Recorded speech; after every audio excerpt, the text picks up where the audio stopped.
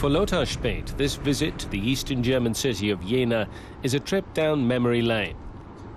The one-time state premier of Baden-Württemberg first came here 20 years ago to embark on what would become the greatest challenge of his life. Not knowing everything when I first came here was an advantage. I underestimated the problems a bit. We had completely the wrong idea about the reality in the East. I originally only intended to stay 3 years, but it turned into 12. It took a lot longer than expected. 6 months after reunification, the industrial sector in eastern Germany was in disarray. After decades of mismanagement under the communists, most of the larger state enterprises now faced being dismantled. One of them was Carl Zeiss Jena, the East German part of a leading optics company broken up after the war. 30,000 jobs were now on the line. It was basically a huge collection of buildings that were in disrepair and were polluting the environment. We could see that the entire complex was not suitable for our plans. Späth himself had just emerged from his own crisis. He had resigned as state premier after revelations concerning sponsored travel expenses. For Peter Röhlinger, then mayor of Jena, Späth's resignation was a godsend. Leaving politics behind, Späth became a manager.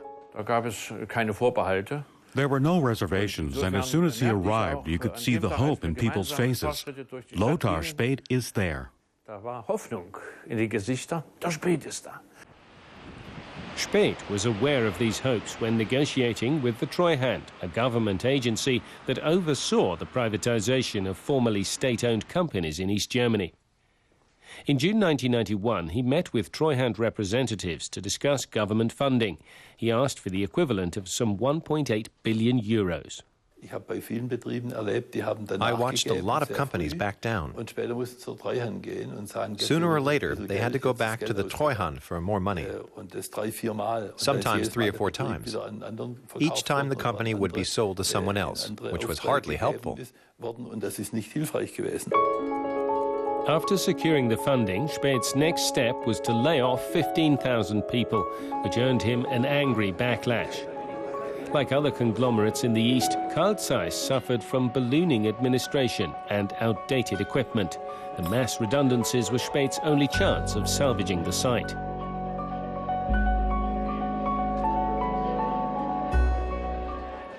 In my entire political life, nothing troubled me more than those mass layoffs. Something I had to do. There were people with tears in their eyes holding up banners damning me. I couldn't blame them. What would I have done in their shoes?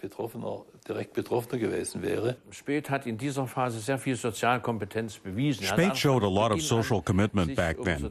He took care of social welfare facilities and community centers. He showed he was also taking responsibility for the people he couldn't keep on.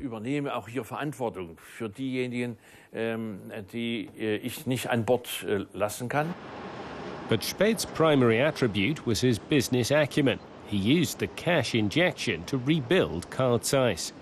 He set up subsidiaries, drew new firms to Jena, and turned a state-controlled company into the high-tech group Jenoptik.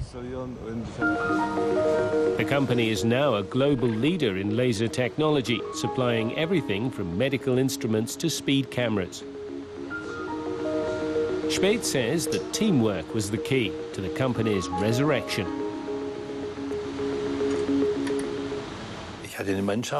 I always teamed up 2 managers, one East German and one West German. I'd stressed that I wouldn't accept anything unless it had been signed by both. They had to get along and not work in separate groups. It made a big difference, and people felt that they were being taken seriously. Jena has since become an engine for regional economic growth, but Späth doubts the boom promised prematurely after reunification will be seen everywhere. There are clusters here and in Leipzig and Dresden, but we'll always have problem areas, both in the West and the East. In 2003, Späth returned to his native Baden-Württemberg, but he's still a popular figure in Jena. There is one aspect of his legacy, however, that still earns him criticism: this modernist sculpture by the American artist Frank Stella. I got a lot of flack for this sculpture, of course. Why? They said we've enough of our own trash here without this trash from America.